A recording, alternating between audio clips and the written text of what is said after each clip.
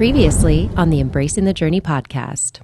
Given the climate that we live in now, as a black adult, a black male, being pulled over by cops, and you spoke a little bit about racism. Yes. How do you manage to keep your dignity, to keep a level head, to control your temper, and still navigate these scary situations by being pulled over by officers? It's a really interesting question because even as you speak about it now, I'm getting like chill bumps and goosebumps because I'm like reliving it. As a black man in America through like anger and things of that nature, I know what possibilities they are. You know, I have to try to speak in a way that's humbling.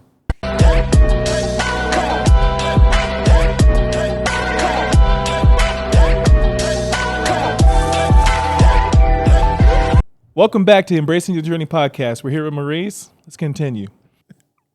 So do you think that you've been statistically put at a disadvantage by growing up without having the father in the household to teach you the certain things that a father may have taught their kid?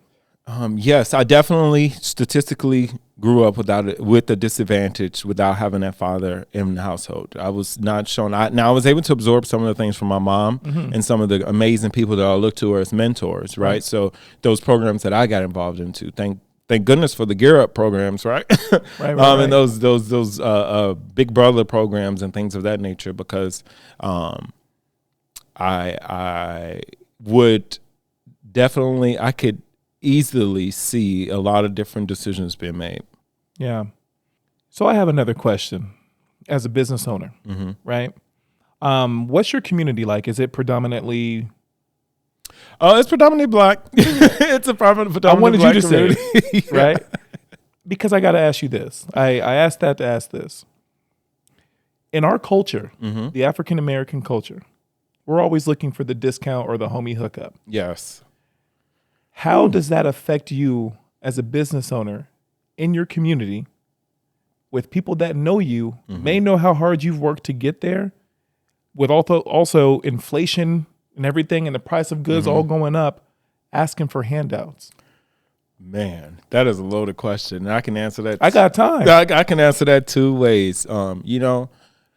Being of a person of melanin, and everybody else having melanin in them, we automatically have extended family, right? Brother, sister, cousin. It depends on what the vibe is, right?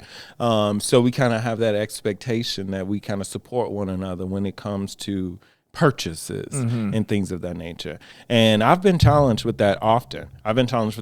People asking for the discount. So much so that I've answered it in two ways. At first, it was like, why are you doing this? I didn't understand that. So you have to understand the psychology behind it, right? Most people want a discount because they think they know you and they think that they're supporting. So they are just asking for a discount, not because they want a discount. I mean, they do, but not because they're like, hey, you know me, it's a hookup. I'm supporting you, but because we know each other, let's get the discount. And they don't understand the process behind or the mentality behind what that does mentally and psychologically to the person that they're asking for. So I take it now that the person does not know. And I've developed a model that this is what our price is, right? So when you look at it, I feel like this model has always been ever present. When we go shopping, we see MSRP, right, on a retail sticker.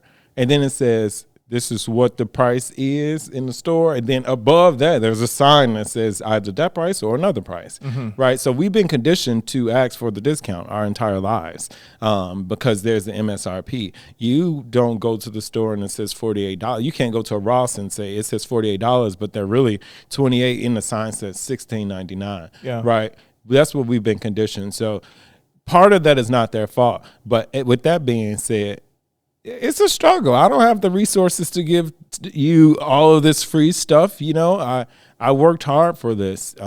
You have to pay me a respect. I know we come from the same situation, and it may look different that I was able to shop at Mariano's and you have to go to this store, but I didn't choose that. Support me, because if it was another larger brand, then you would have paid full price. And you wouldn't even ask for a manager to ask for a discount. Right. Because you went there. You scheduled you planned your schedule and talked to your manager so that you can pick up extra hours so that you can afford the wallet or the belt.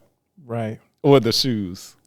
So with that being said, what do you think is one of the biggest challenges for a minority owner in the space? And I say space, but I actually mean community that you're working in. Yeah. I really think one of the biggest challenges of a minority owner, especially me being in my community, is really having to prove my concept in a way that I'm successful, even though I'm in the journey of creating the success, right? Because hold on, because that was some knowledge. So let's go back and break that down for me. Yes. So oftentimes when we look, I like to call myself decorated, right? I'm decorated. I got some patches going on. Yeah. I done competed on a few different shows. He got Netflix on his arm. I got Netflix on my arm. I still ain't got my Disney or Discovery patches yet, but I got my Food Network patches or my Cooking Channel patch. Send me my stuff, y'all. But they think I've made it, right? They think I've made it because it's on TV, right? But they don't understand what it takes, right? That maybe even for you, maybe some of the friends that you have or some of your colleagues or associates think that you've made it because there's a podcast, right? But they don't know that you just spent $7,000 for lights and microphones and cameras and things of that nature to put out a free podcast that they listen to for 15 minutes. And the only way that you're going to get the money is if 200,000 people listen to it every single day for the month so that you can go to Google AdSense to do that. They don't understand that. And it's weird processing that because in our community, we get to be the entertainer, right? We get to be the basketball player, or we get to either fortunately, break a record and become a president, or we are being pardoned by a president. For sure. So it doesn't, if you got to this point, well, you made it. You made it. Just because I won $10,000 on a Netflix show don't mean that I left $10,000. I didn't. In fact, I had to pay taxes to California and to Indiana. Yep. So I don't even have $7,000. But they don't see that. They don't see that. Because if they did see that story doesn't sell as much. It doesn't sell as well. It doesn't sell as much at all. They don't understand the back premise behind it. And then if you're continuing to do it, how are you able to do it if they aren't able to do it? Right. Because we grew up in the same neighborhood. We both went to Donahue. I lived on the 3rd floor. You lived on the 7th. How are you able to do it? But so with that being said, again, the person that lived on the 7th floor had to walk past you every day, regardless. And they could have made the same decisions. They could have walked to school the same way you did. They could have. They could have sat next to you in the class. They could have done everything the same way. But they subsequently chose a completely different path. And now they're looking at you like, oh, you're my bro. Like, you're my brother. Like, hook me up. And it's all because of the father wounds. It's all of those father wounds. It's all because maybe their father dropped them off and said that they was going to pick them up. Right. Yeah, it's all because of that. It's all because of the absentia of all of that. Denzel Washington had a good quote. I don't actually know if it's a quote, but he said trauma is passed down through generations. It is. Has that affected you? Yes. Yes. I will say that it has. I can see that.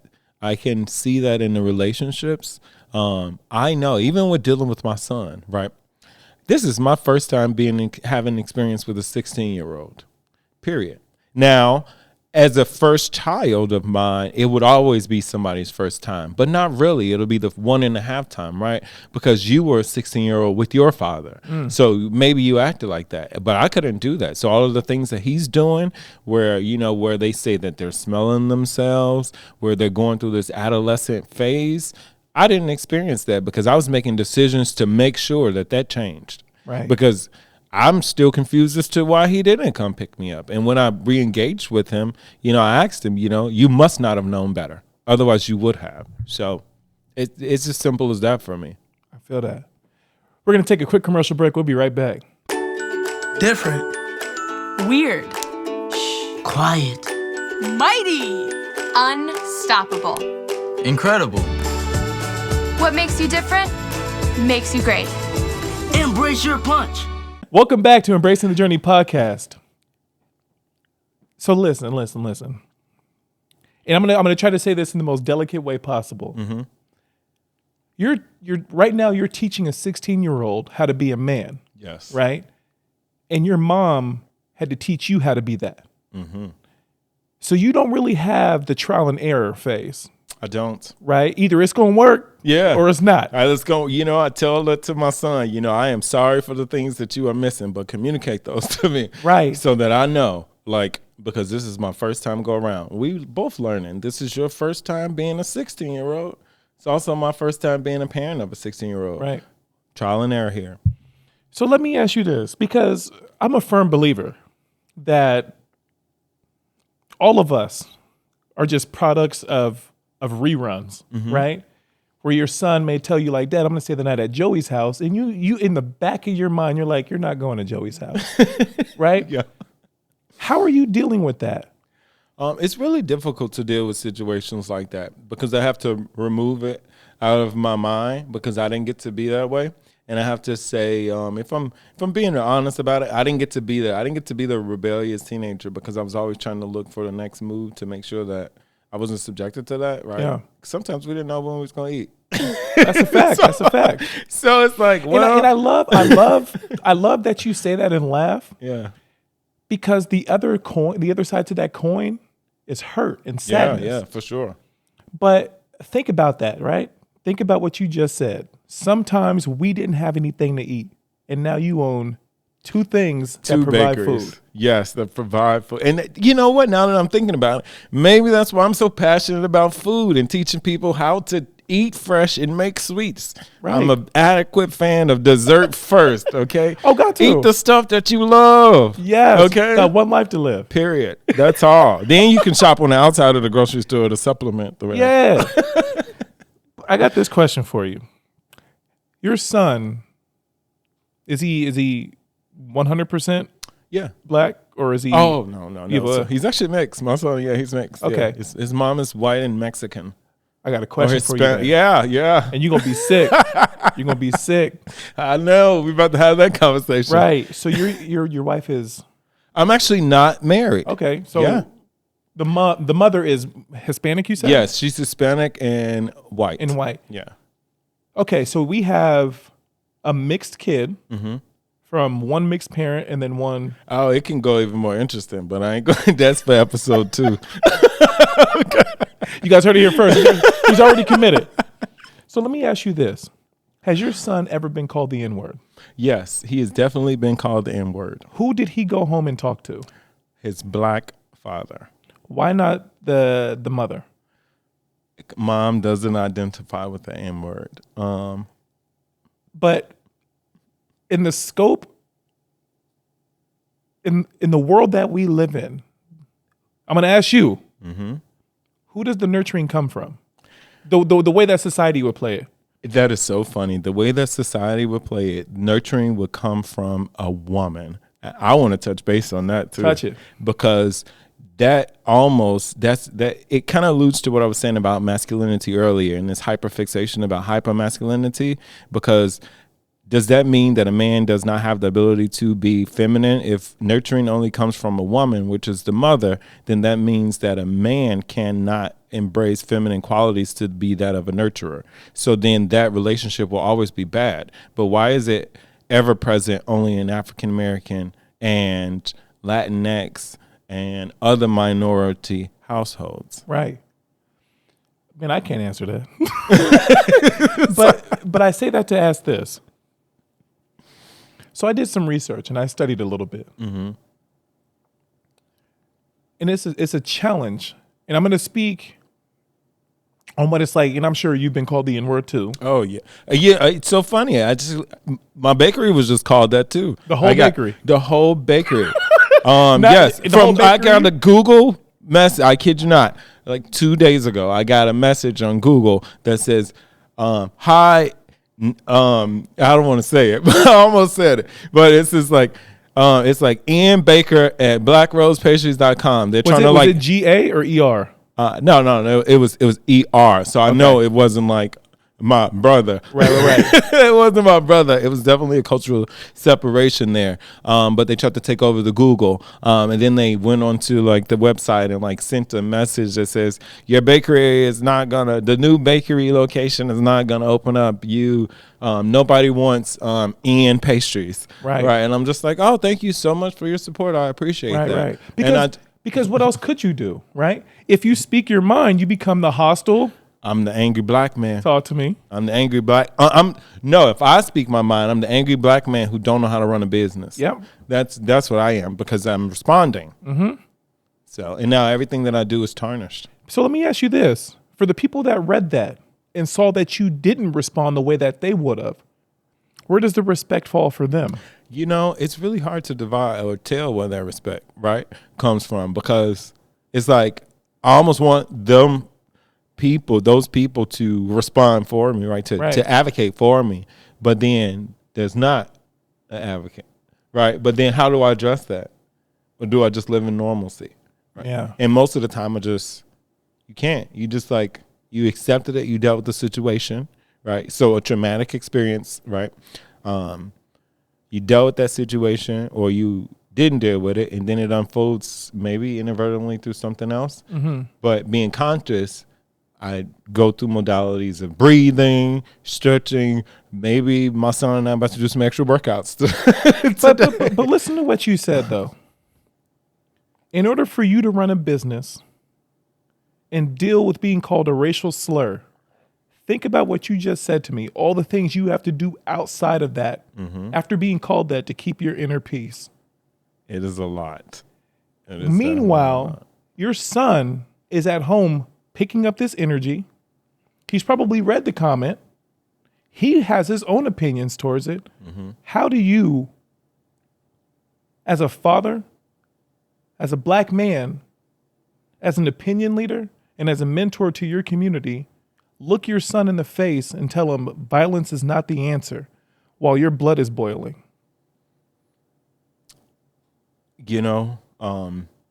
That's a tough question. Next week on the Embracing the Journey podcast. So do you accept and hope and tell your son it's okay that there's crying in the household? I 100% accept that. Why am I asking you that question? It is okay because we are, as a black man growing up, we are not to show our emotions, period.